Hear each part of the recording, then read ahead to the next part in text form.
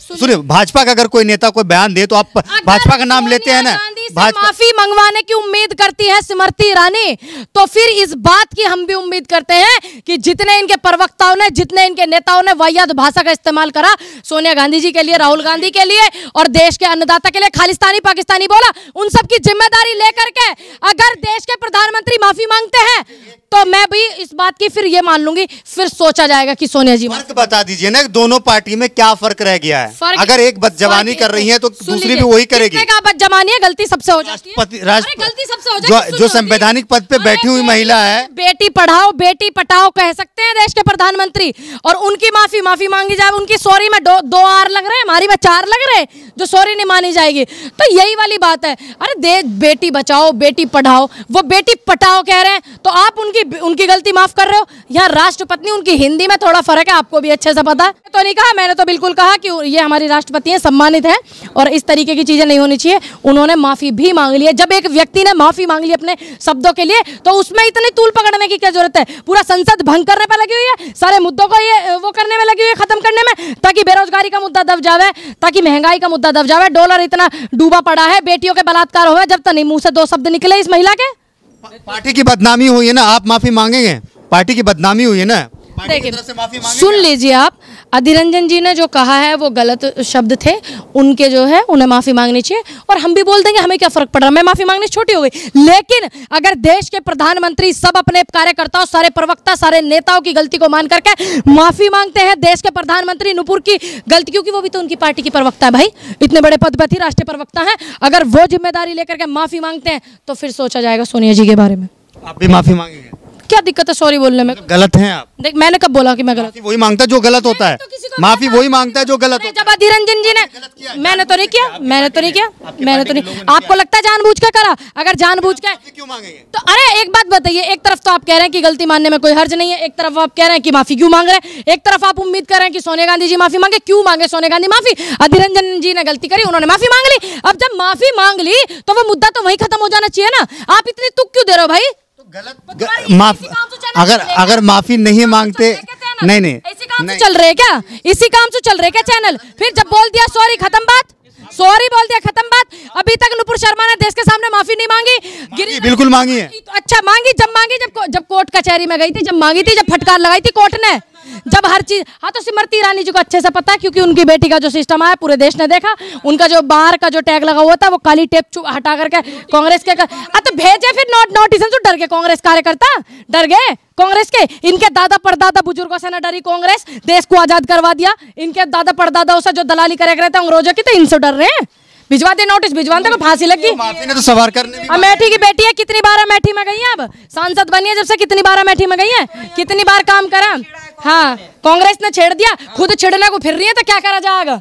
खुद फिर रही है छिड़ने को, इसमें क्या बात है? माफी ने तो सवार करने भी मांगी थी, तो आप उन्हें क्यों नहीं माफ कर रहे हैं? देखिए अरे मैं कौन हूँ माफ करने वाली? लेकिन उसे वीर तो मत कहो आप वीर तो मत कहो, जो माफीनामे पढ़ के माफीनामे पेंशन ले करके तुम उसे वीर बना रहे हो व्यक्ति को, तो इस बात पे मुझे आपत्ति है। अगर कोई माफी मांगता है तो मुझे मुकाम है, आपका कोई मुकाम है, माना कि आपने कोई गलती कर दी। मेरी नेता नहीं माफी मांगने की, मेरी नेता क्यों मांगेगी? मेरी नेता जब माफी मांगेगी जब देश के प्रधानमंत्री, किसने क्यों? अधीर रंजन जी ने माफी मांग ली, उनसे गलती हुई, बात खत्म। जब उन्होंने माफी मांग ली तो क्या पूरे देश से माफी मंगवानी है? अगर सोनिया गांधी जी साहब माफी की उम्मीद करते हो तो हम भी इस बात की उम्मीद करते हैं कि देश के प्रधानमंत्री अपनी पार्टी के जितने वाहियात प्रवक्ता हैं, ठीक, जब भी बैठते हैं टीवी चैनल पे मुंह से गंदा ही निकालते हैं, उन सभी की जिम्मेदारी लेकर के देश के सामने, पूरे देश के अन्नदाता से, जिनको खालिस्तानी पाकिस्तानी बताया गया था किसान आंदोलन में, उन सब की खुद जिम्मेदारी लेकर के देश के अन्नदाता से प्रधानमंत्री माफी मांगे। तो हम सोनिया जी के बारे में फिर आप सोचना, कंफर्म नहीं सोचना। सवाल ये है कि अधीर रंजन ने माफी मांग ली, ठीक है, माफी मांग ली, तो क्या अधीर रंजन का जो मुकाम है वो गिरेगा या बढ़ेगा? देखिए मेरा मानना ये है, मेरा क्यों दूं हाँ ना में जवाब भाई? बॉन्डू क्या तनख्वाह ले रखी तुम्हारी जो हाँ ना में जवाब दूं? जो मेरे विचार होंगे वो बोलूंगी। माफी मांगने वाला हमारे सनातन धर्म में भी और हर उसमें भी बड़ा माना जाता है। अगर उनसे गलती होगी, उनकी हिंदी सवाल तो सावरकर ने भी माफी मांगी, तो हमने कब मना किया उनको कि माफी मांग? सावरकर भी बस ये क्यों कहे वीर है, क्यों होता वीर? जो व्यक्ति गलती मानता हो, वीर अंग्रेजों से, दलालों से माफी मांगता हो। हमारे अधीर रंजन जी ने देश की सम्मानित पद पर राष्ट्रपति जी बैठी हुई और एक महिला है, उनके सम्मान को मद्देनजर रखते हुए माफी मांगी है। तो मैं कैसे बोल दूंगी कि वो वीर है? वो एक डरपोक थे, डरपोक है और हमेशा रहेंगे। लड़ाई लड़ी है उन्होंने, हाँ, मुझे सत्याग्रह किया है, पता है, पेंशन भी लिए, पेंशन लेकर के सत्याग्रह का माफीनामे लिख करके कि मुझे माफ कर दो, मुझे जेल से बाहर आने दो, ये उन्होंने किया है।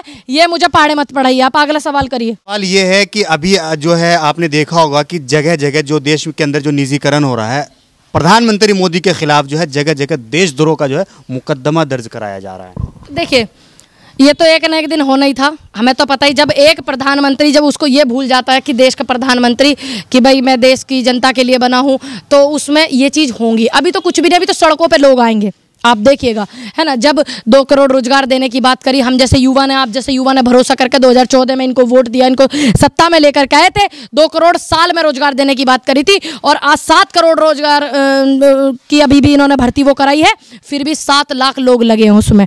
तो इससे क्या होगा? युवा क्या करेगा? युवा आंदोलन करेगा। युवाओं के लिए तो अग्नि जो क्या नाम है, अग्निवीर का जो वो स्कीम है वो सरकार लेकर आई है। एक बात बताइए, 4 साल में आपकी ट्रेनिंग है ना, 4 साल में एक व्यक्ति को आप समझ भी नहीं पाते हो, तो क्या उसको एक अच्छा जवान बनाओगे? फिर ये देश की जो सीमा सुरक्षा है ना, देश की जो सुरक्षा है, उसके लिए भी बहुत बड़ा खतरा है। क्योंकि 4 साल बाद जब एक व्यक्ति बाहर आ जाएगा, हाँ मैं 4 साल वाला अग्निवीर हूँ जी, मैं ठेला लगा रहा हूँ, हाँ मैं 4 साल अग्निवीर हूँ जी, मैं जूते काट रहा हूँ, मैं 4 साल वाला हूँ जी, मैं पकौड़े तल रहा हूँ, जब ये वो करेगा। अरे एक बात, इसकी कौन गारंटी लेगा कि जो 4 साल वाला है उसको पूरे देश की खुफिया एजेंसियों की, खुफिया सिस्टम की पता होगी कि वो, जब आपने देखा नहीं अभी एक ISI एजेंट ने उसको दुश्मन देश से मिलकर के हमारी जो सिस्टम की चीजें थी वो लीक कर दी, तो इसकी क्या गारंटी है कि वो अग्निवीर नहीं करेगा? राजनाथ सिंह तो कह रहे हैं जिसके अंदर देश सेवा की जज्बा है वो लड़के जाएंगे। राजनाथ सिंह जी अपने बेटे पंकज को भेजेंगे? राजनाथ सिंह जी उम्र निकल गई, क्यों निकल गए? तो इतनी उम्र के भी लाओ ना, फिर अपने बेटे को लगाओ सबसे पहले। नेताओं के बालकों की क्या उम्र लिखड़ी है? मरने को जाएगा, मरने को जाएगा किसान का बालक। रवि रिंकिया के पापा गाना बहुत अच्छा गाते हैं, अपनी बेटी को भी थोड़ा सिखा दे तो और ज्यादा बेहतर होगा। बाकी वो जाती है देश सेवा करने के लिए, मुझे इसमें कोई आपत्ति नहीं। मुझे आपत्ति इस बात में है कि क्या गारंटी है, देश का कौन सा नेता ऐसी गारंटी लेगा कि जो 4 साल वाले अग्निवीर बनेंगे वो हमारी देश की खुफिया चीजों को ना बेचेंगे, ना कुछ वो करेंगे। गुस्से में, फ्रस्ट्रेशन में आदमी क्या करता है? बाकी और जो उनमें से छटाई किया जाएगा, जो अच्छे होंगे उनको, जो 25% है, जो इनके कुत्ते घुमावेगा, इनके पिल्ले घुमावेगा, इनकी मैडमों को घुमा के लाएगा, शॉपिंग करवाएगा, सिर्फ 25% में उसको लेंगे। बाकी के जो 75% है वो क्या करेंगे? क्या एक देश के सैनिक का ये सम्मान रहेगा? क्या देश का सैनिक, जो आपने देखा नहीं विजय वर्गीय का बयान कि अपने बाहर ऑफिस के हम अग्निवीर को लगाएंगे, है? अरे शर्म करो बेशर्म आदमियों कि तुम देश के सैनिक का जो सम्मान इस तरीके से करते हो, है? देखिए, मैं एक बात बता दूं, कौन सा ऐसा नेता है भारतीय जनता पार्टी का जो निकालेगा? सबसे पहले बड़ा सवाल ये है कि मुस्लिमों को कौन सा देश का नेता है, प्रधानमंत्री हैं या राष्ट्रीय अध्यक्ष हैं भारतीय जनता पार्टी के, या राष्ट्रपति जी हैं, जो निकालेगा? सबसे पहले वो सामने आए, और इस पर वक्तव्य कौन देगा? अब राम, जिसका आप बता रहे हो मुझे, उन्होंने जो सवाल करा कांग्रेस से थोड़ी करा होगा, यो किससे करा? बयान दिया। को किससे करा? ये सब यू बयान किसके लिए है भाई? जिसके हाथ में पावर है, जिसके हाथ में सत्ता है। एक भी नेता इस मुद्दे पे इनका बीजेपी का बोल कर देखे? बोले क्यों ना बोले? ये सिर्फ लोगों को, सनातन धर्म के लोगों को भ्रम फैलाने के लिए कि हम इतनी मोहब्बत क्यों है?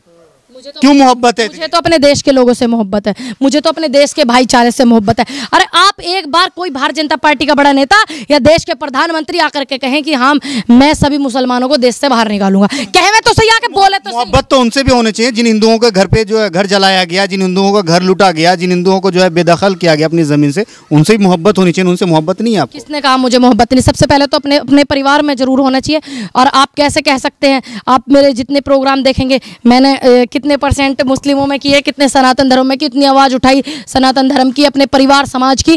देखिए, अगर कोई व्यक्ति अगर अपनी ही आवाज़ नहीं उठाता तो फिर किसी की नहीं उठाता। अगर अपने ही धर्म का सम्मान नहीं करता तो किसी का नहीं करता।